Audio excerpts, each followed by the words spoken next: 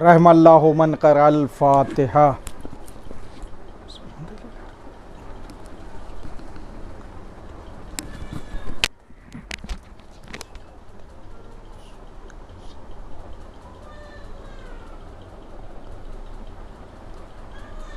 औज़ु बिल्लाहि मिनश शैतानिर रजीम। बिस्मिल्लाहिर रहमानिर रहीम। अल्हम्दुलिल्लाहि रब्बिल आलमीन।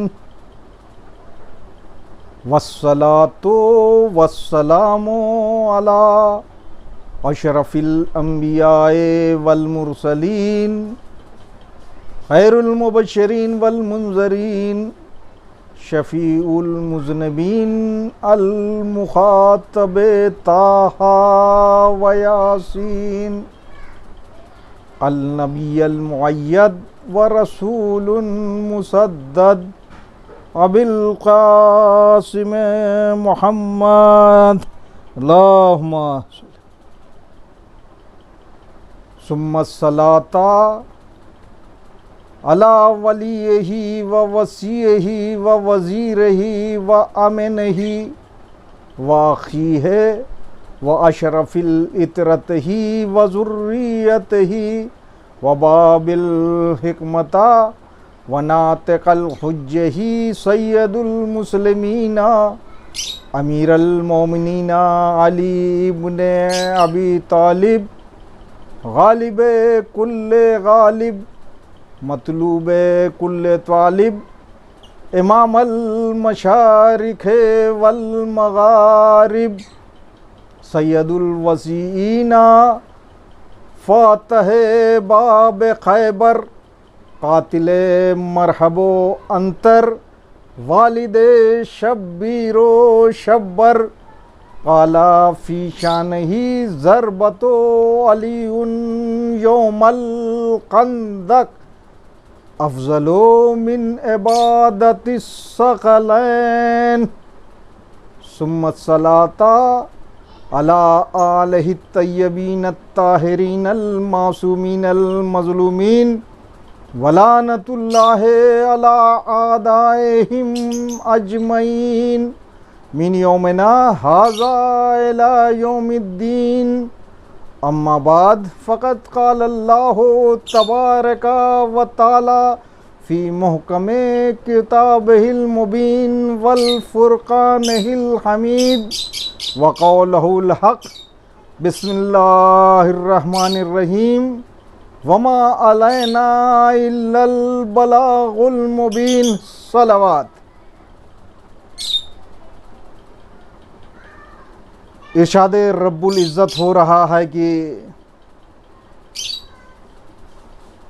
हम जो पहुँचाने का हक़ है उसे खुल्लम खुल्ला पहुँचाएंगे। ये था इस आय करीमा का मफ़हूम। सूरह यासीन की 17वीं आयत जिसमें ये बात नबियों की तरफ से कही गई है, क्योंकि एक तरफ नबी था, दूसरी तरफ उम्मत चाहती थी कि अल्लाह का नुमाइंदा, चाहे वो नबी हो या रसूल हो या इमाम हो या नाइब इमाम, यानी उम्मत हर दौर में ये चाहती है कि वो जैसा कर रहा है, वो जिस राह पर चल रहा है, उसे न टोका जाए न रोका जाए। और अल्लाह ने अपने नबियों, इमामों और दूसरे लोगों को जो खासाने खुदा हैं, उनको इसलिए भेजा कि इंसानों की हिदायत हो सके।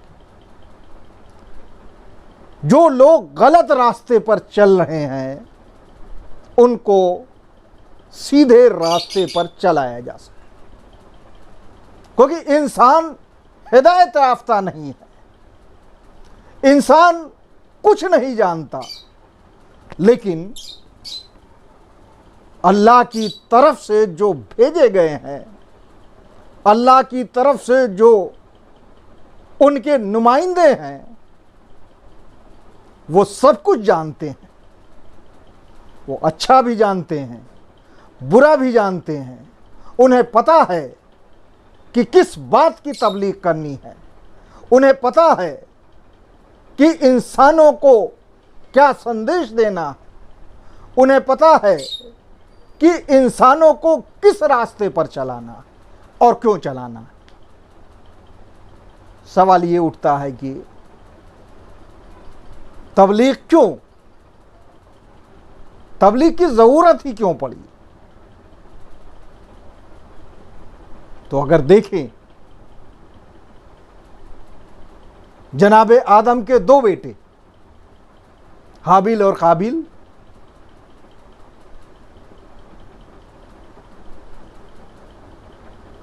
काबिल ने हाबिल को कत्ल कर दिया। कम से कम जनाबे आदम ने इतनी तो तबलीग की ही होगी कि दूसरे की जान नहीं लेना चाहिए।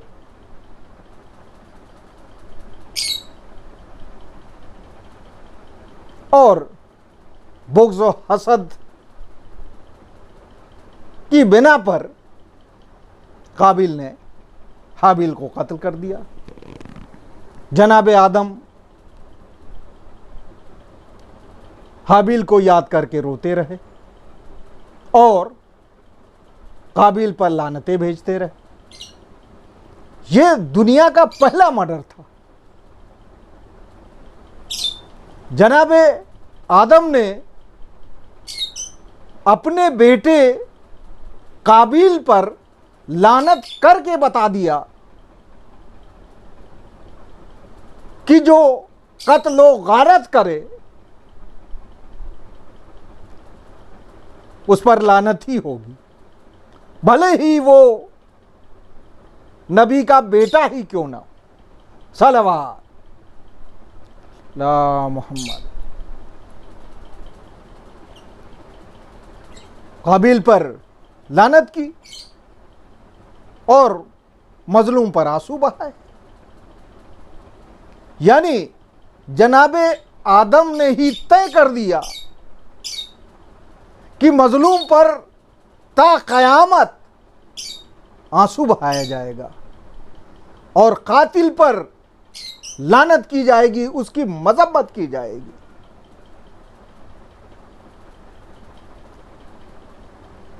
इसीलिए जरूरत पड़ी कि लोगों की हिदायत की जाए, लोगों को क्या हक है, क्या बातिल है, क्या सच है, क्या झूठ है, ये बताया जाए। लोगों को बताया जाए कि जिंदगी अपनी जीने का नाम जिंदगी नहीं है, बल्कि दूसरों को भी जीने देना,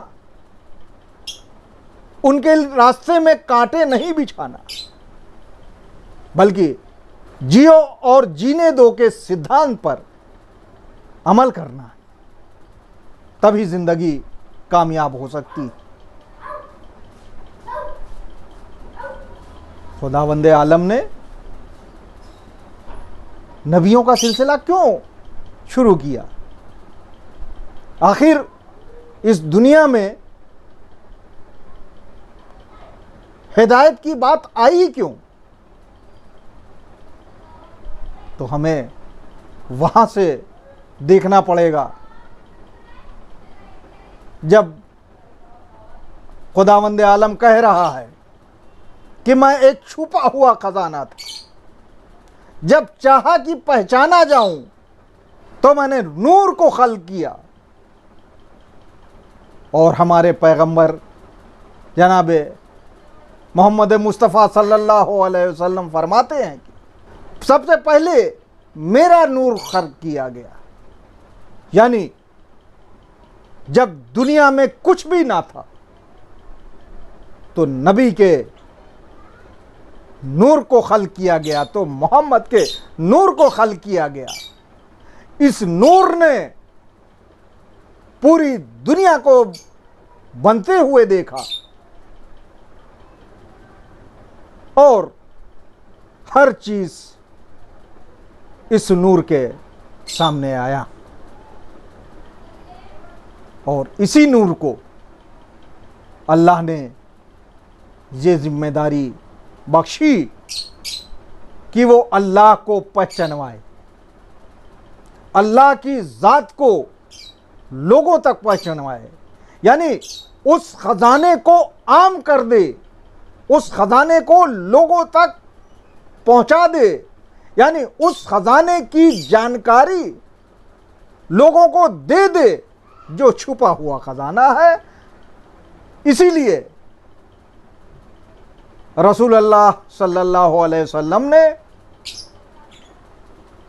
एक एक बात खोल कर बताई। बाकी नबियों ने, जनाब आदम ने लोगों से कहा क़ुलू ला इलाहा इल्लल्लाह, अल्लाह एक है। जनाब नूह ने अपनी कौम से कहा कि कहो अल्लाह एक है। जनाब इब्राहीम ने अपनी कौम से कहा कि कहो अल्लाह एक है। जनाब मूसा ने अपनी कौम से यही दोहराया, कहो अल्लाह एक है। और जनाब ईसा ने भी अपनी कौम के लोगों को इसी बात पर जोर दिया कि वो कहें अल्लाह एक है, उसके अलावा कोई माबूद नहीं। लेकिन हमारे रसूल ने एक कदम और बढ़कर कहा कि अल्लाह एक है, मोहम्मद उसके रसूल हैं। और आखिर में वो भी पहुंचा दिया जिसे पहुंचाने का हुक्म था अल्लाह की तरफ से दीन मुकम्मल होने पर।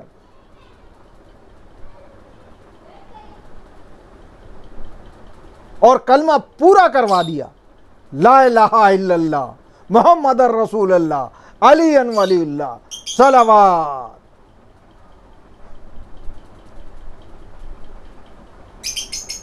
सल्लल्लाहु अलैहि वसल्लम। अभी चंद ही दिन गुजरे हैं गदीर के।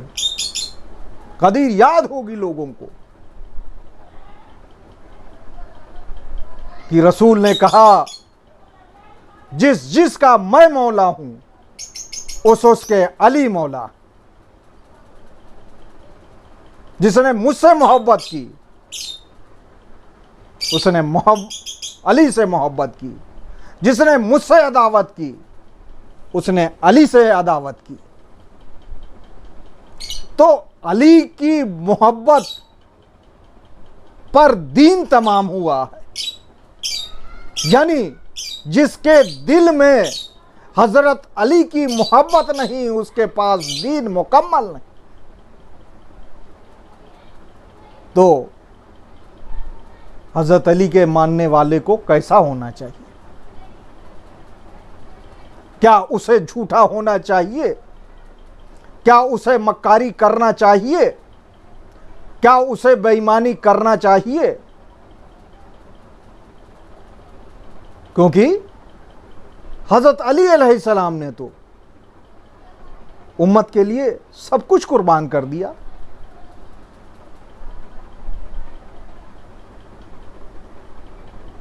वो लोगों की तरक्की के लिए अपने आखिरी वक्त में सोचते रहे।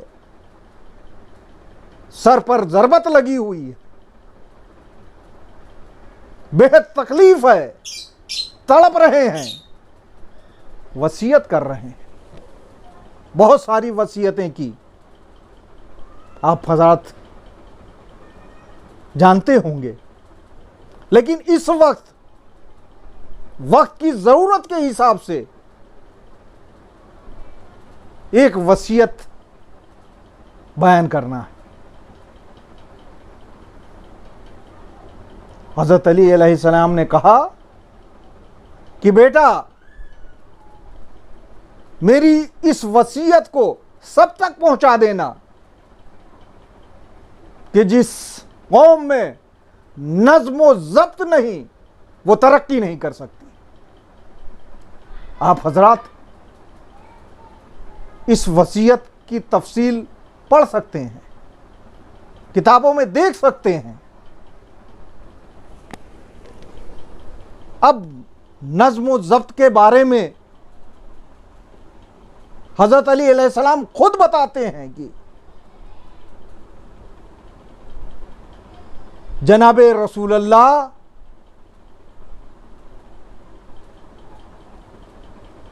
अपने दिन के 3 हिस्से करते थे। एक हिस्सा इबादत का, एक हिस्सा घर वालों से बातचीत और उनके मसाइल हल करने का, और एक हिस्सा तबलीग का। यानी ये नहीं कि मोबाइल पकड़ लिया तो अब 2 GB डाटा मिला है तो इस डाटा को खत्म करने के लिए पूरा दिन खत्म कर देना, बाकी कुछ हो या ना हो। नहीं, आज क्या देखने को मिल रहा है, दिन हो या रात, अगर मोबाइल को पकड़ लिया है तो मोबाइल से बड़ा कुछ और है ही नहीं।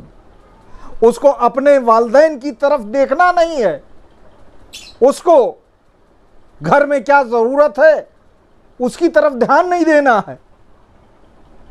नमाज क्या शय है, नमाज के लिए भी टाइम निकालना चाहिए, उसे भी भूल बैठा। यानी जिस चीज की तरफ हजरत अली अलैहिस्सलाम ने ध्यान दिलाया, जोर दिया, वसीयत की, उसे भूल बैठा। अगर हम अपने इमाम के चाहने वाले होने का दम भरते हैं तो क्या खाली ज़बान से चाहने वाला अपने को बताकर हम चाहने वाले बन जाएंगे? बिल्कुल नहीं। जब तक इमाम खुद ना कहें कि हमारा चाहने वाला ये, तब तक हम उनके चाहने वाले नहीं हो सकते। और ज़रूरत है इस बात की कि इन बातों पर जोर दिया जाए और नौजवानों को तवज्जो दिलाई जाए, क्योंकि ये मजलिसें दर्सगाह हैं। अगर इसमें हमारे इमामों की नसीहतों को नहीं बताया जाएगा तो कहाँ बताया जाएगा? ये मेंबर कौम की तरक्की के लिए हैं कि लोगों को बताया जाए कि इमामों ने क्या बताया है, नबियों ने क्या बताया है, नबियों ने क्या तबलीग की है, इमामों ने क्या तबलीग की है, और आज के वक्त में क्या ज़रूरत है। अगर ईरान ने वक्त की ज़रूरत को देखते हुए अपने को तैयार न किया होता तो क्या वो अमेरिका और इस्राइल से लड़ सकता था, उनको घुटनों पे ला सकता था? हरगिज़ नहीं। तो हमें भी अपनी तरक्की के लिए इमामों के बताए रास्ते पर चलना होगा। और हमारे जाकिर जो इन बातों पर ध्यान नहीं देते, खुदारा ऐसे जाकिरों को मेंबर पे न बैठाएं, जो अपने मकसद के लिए, जो अपने फायदे के लिए, जो माल कमाने के लिए सोचते रहते हैं और उन्हें कौम की जरा भी फिक्र नहीं है, कौम की इमलाक की जरा भी फिक्र नहीं है, कौम के वक्फ की जरा भी फिक्र नहीं है। बर्बादी बर्बादी बर्बादी, कौम की बर्बादी, कौम की जायदाद की बर्बादी जो कर रहे हैं। अब कम से कम नौजवानों को जागने का वक्त है। नौजवान, अगर कौम के नौजवान जाग जाएं तो ये मौलवी मुल्ला जो कौम के ठेकेदार बने हुए हैं और हमारे इमामों के बेशकीमती नुस्खे हम तक नहीं पहुंचा रहे हैं,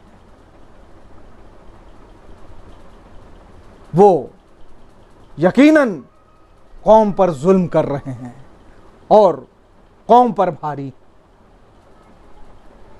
इंशाअल्लाह इस मौजू पर बात होती रहेगी, क्योंकि ये मुख्तसर सी मजलिस है, वक्त ख़त्म हो चुका, माले मजलिस मसाइब है। इमाम हुसैन मदीने से चले थे, किस लिए चले थे? साफ साफ कहा था कि मैं अपने नाना की उम्मत की इस्लाह के लिए जा रहा, नाना की उम्मत की तबलीग के लिए जा रहा हूं। और इमाम हुसैन अलैहिस्सलाम ने नाना की उम्मत की तबलीग की, बिना डरे हुए उन्होंने एकामे खुदा को पहुंचाया, बिना डरे हुए जो कौम में मर्ज था उसको बताया। ये कहीं का इंसाफ नहीं है कि अगर किसी को नासूर हो जाए, कैंसर हो जाए, तो आप कहिए ठीक है ना, बिल्कुल नहीं। आप बताइए कि कैंसर हो गया है, नासूर हो गया है, इसके ऑपरेशन की सख्त जरूरत है।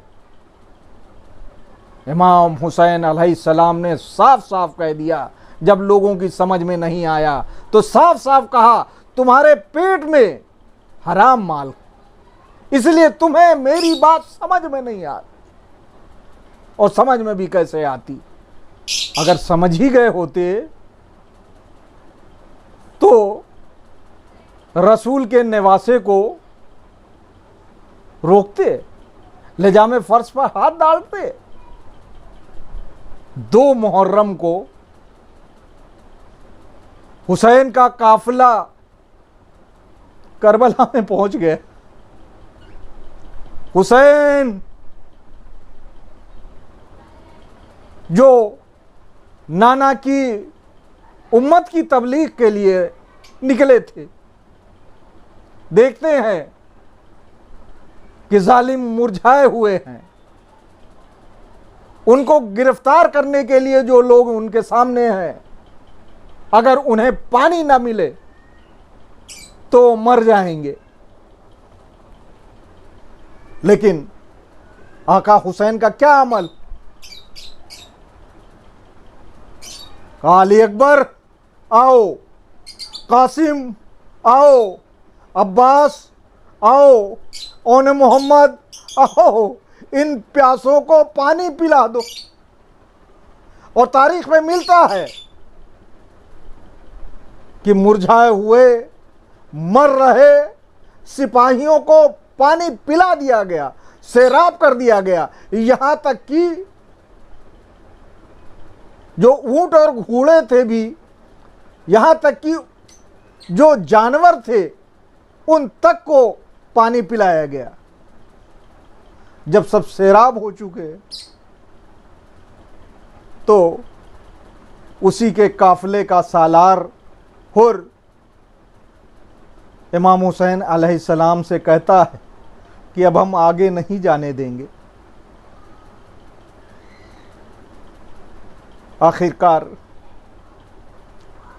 आका हुसैन कहते हैं कि मुझे हिंद जाने दो। अरे हिंदुस्तान वालों, तुम्हारा फर्ज है कि तुम गिरिया करो हुसैन, उनके औलादों पर, उनके अजीजों पर, क्योंकि तुम्हें आखिर में भी याद किया और इमाम चाहते थे कि हिंदुस्तान आ जाए, लेकिन आका हुसैन को हिंदुस्तान नहीं आने दिया गया और इमाम हुसैन अलैहिस्सलाम का खैमा करबला में गड़ गया। फुरात के किनारे जनाब अब्बास ने खैमे नस्ब कराए, लेकिन जालिमों ने उस खैमे को वहाँ से हटवा दिया। आज़ीज़ाने मोहतरम, एक रवायत अर्ज करके मजलिस ख़त्म करना चाहता हूँ।